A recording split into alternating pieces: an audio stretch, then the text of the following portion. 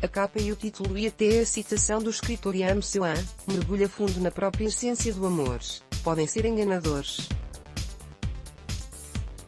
Este não é um romance, embora o professor e psicólogo clínico Frank Tallis já os tenha escrito. Romântico Incurável e Outros Casos de Desejo e Loucura é um livro de psicologia sobre as doenças do amor, contando pequenas histórias de doentes que acompanhou em consulta. O especialista britânico vai identificando algumas doenças com a intenção de ajudar o leitor a prevenir comportamentos, porque a linha que separa o amor normal da normal é muito tênue. Nesta entrevista faz algumas revelações: não há donzelas perfeitas, nem príncipes encantados, e deixa um alerta: há uma ilusão que, se encontrarmos a pessoa certa, seremos felizes, mas é preciso mais do que isso. Ajuda muito, mas não é o suficiente. No que diz respeito ao amor, há séculos que a natureza humana é a mesma, não muda. Não muda, nem no que diz respeito às doenças relacionadas com o amor. Há referências desde o tempo dos egípcios, na poesia, onde é dito que os amantes procuram os médicos porque se sentem febris e instáveis. Os gregos e os romanos também as reconheceram, os poetas de todas as culturas. Nos séculos 9 e X foram escritos livros por médicos islâmicos, mas as doenças do amor só foram levadas a sério a partir do século XVIII, no Ocidente. Depois houve uma altura que perderam a importância e a medicina deixou de reconhecer algumas delas. Daniel Rocha e continuamos a desvalorizá-las. Sem dúvida e mal, infelizmente. Mesmo quando o amor é normal, há sintomas ligados à obsessão, à euforia ou à depressão. Só que quando o amor é uma doença, esses sintomas podem ser catastróficos. Por exemplo, no mundo, 10% dos homicídios estão relacionados com o ciúme. A rejeição pode levar ao suicídio, sobretudo entre os mais jovens que não têm maturidade para lidar com isso. Portanto, e se olharmos para as evidências, o amor deve ser levado a sério e a sociedade não o faz. Continuamos a ridicularizar quem está apaixonado e devíamos lidar com mais sensibilidade, desde muito cedo. Isso aprende-se, por exemplo, na escola, porque aí é ensinada a educação sexual, mas não o que é o amor. Os dois, o amor e a educação sexual, deveriam andar juntos. Na escola fala-se sobre o ter sexo no contexto de uma relação amorosa, mas depois não exploram o que isso é, nem as consequências de estar numa relação amorosa. Quando estudei psicologia, em 8 anos de formação, tive apenas uma palestra sobre o amor romântico e o tom foi quase como se fosse uma piada. No entanto com frequência, a coisa mais importante na vida das pessoas, que nascem, vivem, procuram um companheiro, apaixonam-se, querem ter uma família, que os seus filhos encontrem o amor. E se não for a escola, podem ser os pais? É que por vezes, o que os filhos veem são discussões. Muitas vezes, quando os pais são um mau exemplo, os filhos quando crescem não sabem como amar e limitam-se a copiar o modelo dos pais. Por exemplo, o ciúme sexual. Tendem a ser os homens a senti-lo em relação às mulheres, querem controlá-las através da violência, agredindo-as e até matando-as. Por isso, mais uma vez, o amor é um assunto sério. Quando os pais são um mau exemplo, os filhos não sabem como amar e limitam-se a copiar o modelo dos pais. O que é um amor normal? O psicólogo norte-americano Robert Sternberg desenvolveu a teoria do amor. Ele diz que para um amor ser consistente são necessários 3 parâmetros: paixão, tem de haver atração sexual, que não dura para sempre, intimidade, temos de gostar da pessoa, é mais do que ser amigos, é preciso haver um sentido de proximidade, e tem de haver compromisso mútuo. É uma fórmula simples mas consistente, porque quando algo de errado acontece, percebemos que algum destes 3 indicadores falhou. Por exemplo, se só tivermos a intimidade mas não houver atração sexual, então é uma relação fria. À medida que envelhecemos, o sexo é menos importante. Sim. Escreve sobre o caso de uma viúva que sentia falta do sexo com o marido, com quem pouco partilhava. A intimidade não deveria ser mais importante? É preciso haver intimidade, amizade, comunicação, mas o que esse caso mostra é que o sexo pode ser poderoso. É uma forma de amor e esse caso contraria o que pensamos sobre relacionamentos. É uma exceção. A maior parte das pessoas quando se apaixona é claro que quer ter relações sexuais, mas, 4 ou 5 anos depois, o sexo torna-se menos importante e as pessoas continuam a ter relações que as preenchem completamente. O sexo é importante porque mostra um grau de compatibilidade. O nojo é muito importante. O nojo? Riso. Sim, por exemplo, há muitas culturas no mundo em que as pessoas não se beijam porque é nojento. Quando temos sexo percebemos que é tão íntimo, que partilhamos fluidos, que há partes do nosso corpo que estão associadas a coisas menos higiênicas, mas para podermos usufruir do acto sexual é preciso suprimir todos esses pensamentos. A compatibilidade sexual tem a ver com a nossa capacidade de suprimir o que é considerado nojento. Portanto, tem muito significado, não é uma coisa simples. O sexo é muito importante. E é mais importante para os homens do que para as mulheres. Sim. Quando fazia terapia de casal, normalmente, as mulheres queixavam-se de que eles não falavam, não partilhavam as suas emoções, que se tornaram nuns estranhos. Já eles queixavam-se de elas não quererem ter relações sexuais. Daniel Rocha. Isso significa que, num determinado momento da relação, homens e mulheres querem coisas diferentes. Parece que sim, se olharmos apenas para a prática clínica. Mas agora há muitos dados disponíveis na internet. Por exemplo, há análises sobre as perguntas que as pessoas põem ao Google. Falamos de milhões e milhões de pessoas que na intimidade do seu lar fazem perguntas e há uma queixa comum entre as mulheres: o meu namorado não quer ter sexo comigo. E isto é muito revelador. São mulheres que perguntam. E os homens? Eles perguntam sobre o tamanho do pênis e coisas estúpidas com que se preocupam. Então o que significa essa queixa feminina? O que a internet nos permite ver é que as mulheres preocupam-se com o sexo. Isto significa que quando algumas chegam à terapia não sentem confiança para dizer, tal como os homens, eu quero ter mais sexo. É uma questão cultural. Sim, são os estereótipos que prevalecem. Por isso, uma mulher não fala de sexo, mas de emoções. Na prática clínica acontece muitas vezes ouvirmos uma pessoa dizer uma coisa, quando quer dizer outra. E aqui pode ser o mesmo, as mulheres também estão insatisfeitas sexualmente, mas falam de sentimentos. É muito complexo e é uma das razões por que escrevi o livro, para mostrar que estes temas são complicados. Se lermos colunas de aconselhamento em revistas, livros de autoajuda, as respostas são sempre tão simples, mas a realidade não é assim.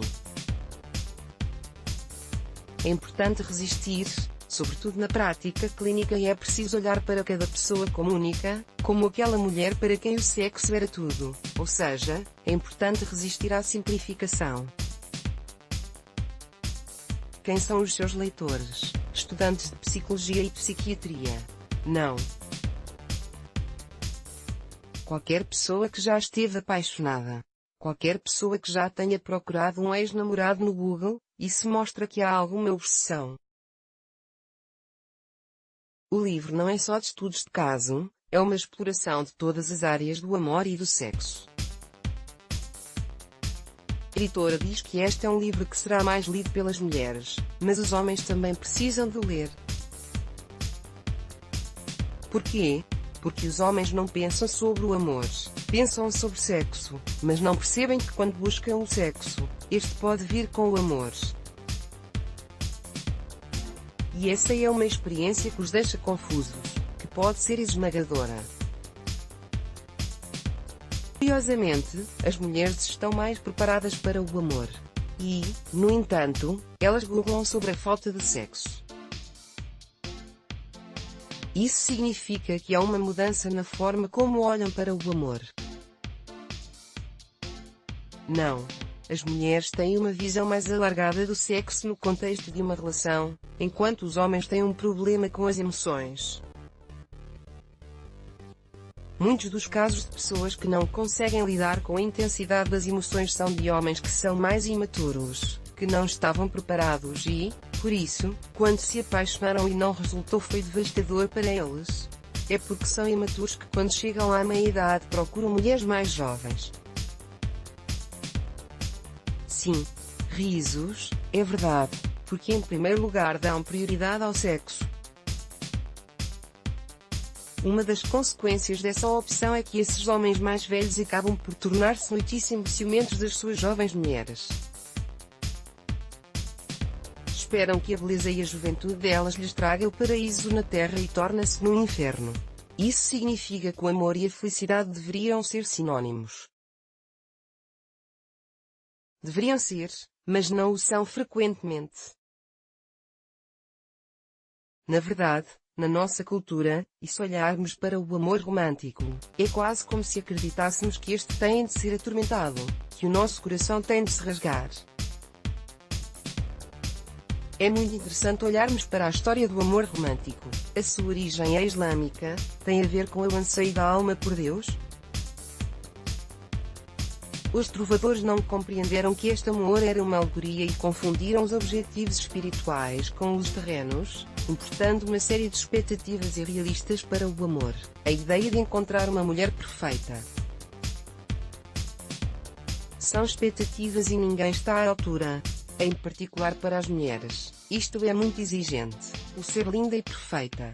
Mas as mulheres também procuram o príncipe encantado. Não é o mesmo princípio. Sim. Contudo, essa é uma ideia que vem reforçar a falta de poder das mulheres e uma série de outros estereótipos que não devem ter lugar no mundo moderno. Mas o amor romântico continua à procura das mulheres bonitas e perfeitas e que estas assim o serão para sempre. É isso que nos faz querer ser felizes para sempre? Nós queremos isso, mas temos de ser realistas. Primeiro é impossível porque alguém, no casal, vai morrer primeiro. É preciso perceber que os primeiros sentimentos não vão durar para sempre e que temos de reconhecer que ser feliz não se resume ao amor, que há imensas coisas na nossa vida que nos completam. O amor pode resistir a coisas menos boas como o desemprego ou a morte de um filho. Se olharmos para o divórcio, esta é a experiência mais traumatizante porque as pessoas têm de passar a morte do amor a par da morte de um filho ou do companheiro. Quando o amor morre é aprendido como a pior coisa que pode acontecer. Por isso é importante ter uma vida preenchida, realizada. Há uma ilusão que, se encontrarmos a pessoa certa, seremos felizes. Mas é preciso mais do que isso. Ajuda muito, mas não é o suficiente. Precisamos de ter vida própria. Sim. Para medir o quão autêntico é o amor é preciso ver quanto tempo consegue um casal estar longe e continuar apaixonado, porque cada um é uma pessoa, um indivíduo. Porque nunca ser um só. Mas não é essa a ideia, ser um só. Lá vem outra vez a ideia islâmica do amor romântico que chegou ao cristianismo. Mas é uma ideia bonita, linda. E, de certa maneira é verdade quando o casal tem filhos, ou seja, a ideia é que o amor se estende para a eternidade. Mas as pessoas são indivíduos. Se investirmos toda a nossa vida noutra pessoa, não é uma boa ideia porque um dia pode ir-se embora. Por isso, funciona melhor se os indivíduos se complementarem verdadeiramente, mas nunca serão só. Essa individualidade de que fala pode levar-nos a trair mais. No livro diz que 20 a 40% dos homens casados e entre 20 a 25% das mulheres casadas traem e que 70% dos namorados são infiéis. Eventualmente, mas há aspectos na sociedade moderna que vão noutra direção. Por exemplo, os jovens que evitam ter relações sexuais. É uma nova tendência.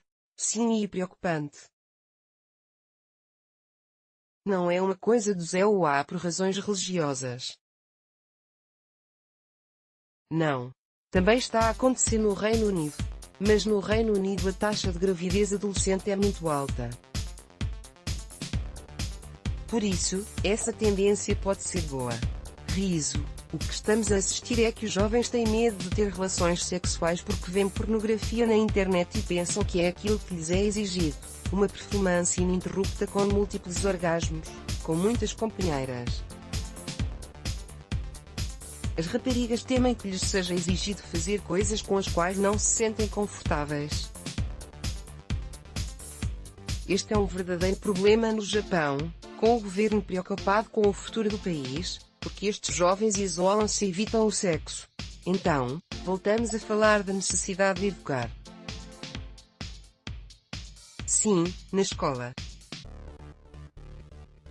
É importante fazer as pessoas compreenderem que quando nos apaixonamos há emoções que são normais, alertar os mais novos para a complexidade do amor e que podem sentir-se instáveis, obsessivos, que podem ter um rival que desejam matar, que todas essas coisas fazem parte da vida e que se souberem como geri-las, melhor.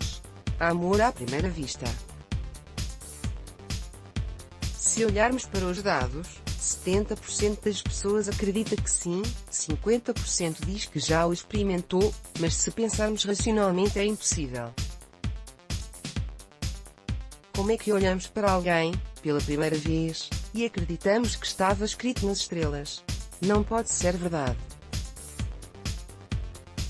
Pesquisas recentes sugerem que as pessoas sentem uma forte atração sexual, juntam-se, o cérebro prega-lhes uma partida e pensam que é amor, mas na maior parte das vezes é luxúria. Risos. Depois, as pessoas reescrevem a sua história. Subscreva gratuitamente as newsletters e receba o melhor da atualidade e os trabalhos mais profundos do público. Subscrever porque precisam de o fazer, porque o amor não é racional. Não é racional e não temos controlo sobre ele, mas em última instância podemos dizer que é um mecanismo de evolução, como diria Darwin. Podemos escolher não ter sexo, mas pomos em risco a sobrevivência da espécie. Em 20.000 anos, o amor não mudou, interpretamos, com instrumentos culturais, sociais, mas é profundo, está gravado no nosso cérebro e no nosso corpo. Vemos que há mudanças subtis, mas a linguagem base do amor permanece inalterada. Os homens tendem a exibir-se, as mulheres tendem a escolher. O sexo é importante até a questão da procriação está resolvida. Há padrões que se mantêm os mesmos. Mesmo quando se criam sociedades utópicas ou disruptivas, acabam por não ter sucesso, e voltam à família tradicional. No final o amor vence. Sim. E o amor é tudo o que precisamos. Love is all we need? Não. Eu não concordo com Paul McCartney. É importante, mas precisamos de outras coisas.